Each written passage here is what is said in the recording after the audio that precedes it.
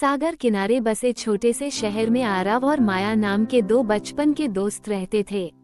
उनकी दोस्ती बचपन की मासूमियत और सच्चे लगाव पर आधारित थी। वे एक दूसरे के हर राजदार थे। बचपन से ही उनकी दुनिया एक दूसरे के बिना अधूरी थी। आरव को संगीत से गहरा लगाव था। उसकी आवाज में एक ऐसा जादू था जो सुनने वालों को मंत्रमुग्ध कर देता। दूसरी ओर माया एक बेहतरीन चित्रकार थी। उसके ब्रश से निकले रंग उसके दिल की गहराइयों की कहानी बयां करते। उनका दिन भले ही अलग अलग कामों में बीतता, लेकिन शामें सागर तट पर साथ बिताना उनकी आदत थी। आरव अपनी गिटार पर मधुर धुनें छेड़ता और माया सूर्यास्त की सुनहरी आभा को कैनवास पर उकेरती। उनकी कला ने उनके बीच के रिश्ते को और गहरा कर दिया। धीरे धीरे उनकी दोस्ती ने प्यार का रूप ले लिया, पर यह एहसास उनके दिलों में था, जुबां पर नहीं। आरव और माया का साथ मानो सागर की लहरों जैसा था, स्थायी लेकिन हमेशा बदलता हुआ। सब कुछ ठीक चल रहा था जब किस्मत ने उनके लिए कुछ और सोच रखा था। आरव के परिवार को आर्थिक कठिनाइयों का सामना करना पड़ा। इस स्थिति में उन्हें शहर छोड़कर एक बड़े नगर में बसना पड़ा। आरव और माया के लिए ये जुदाई किसी परीक्षा से कम नहीं थी। सागर तट पर विदाई का वह पल दोनों के लिए बेहद भावुक था। आरव ने माया से वादा किया, चाहे जो भी हो, मैं हमेशा तुम्हारे साथ रहूंगा। हमारा प्यार हमेशा जिंदा रहेगा। माया की आंखों में आंसू थे, लेकिन उसने भी वादा किया कि वो हमेशा आरव का इंतजार करेगी। आरव और माया के बीच अब केवल यादें और उनके लिखे पत्रों का सहारा था।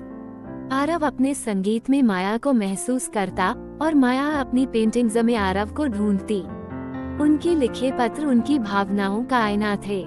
आरव ने संगीत की दुनिया में कदम रखा और धीरे धीरे उसकी प्रतिभा पहचानी जाने लगी। उसके गीतों में उसकी भावनाओं की गहराई झलकती थी। एक दिन उसे एक बड़े संगीत प्रोड्यूसर का ऑफर मिला। यह उसके करियर के लिए एक बड़ा मौका था। दूसरी ओर माया ने अपनी कला में खुद को पूरी तरह से झोंक दिया।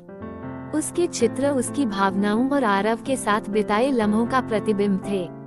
समय के साथ उसकी कला ने भी उसे पहचान दिलाई। वो एक प्रसिद्ध चित्रकार बन गई, लेकिन दिल का एक कोना अब भी आरव के लिए खाली था।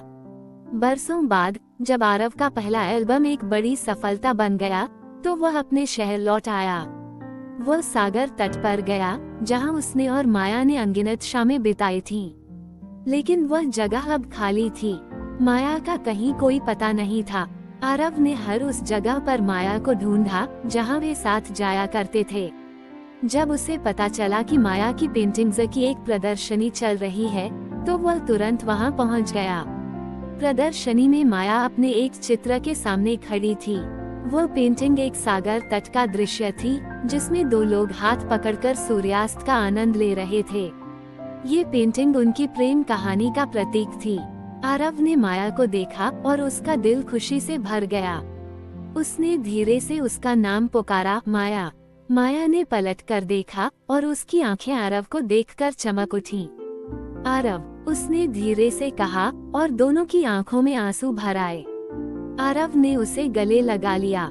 बरसों का सारा दर्द, सारी दूरी एक पल में मिट गई। आरव और माया ने अपने अपने सपनों को साकार कर लिया था, लेकिन उनके दिलों की गहराई में हमेशा एक दूसरे के लिए जगह थी। अब जब वे फिर से मिले थे, तो उन्होंने फैसला किया कि वे अब कभी अलग नहीं होंगे। उन्होंने अपने प्यार को नई शुरुआत दी। आरव के संगीत और माया की पेंटिंग्स ने मिलकर एक नई कहानी लिखनी शुरू की। उनका प्रेम सागर की लहरों की तरह था, अटूट, गहरा और हमेशा गतिशील। इस बार न तो किस्मत की कोई चाल, न ही समय की कोई बंदिश उन्हें अलग कर सकी।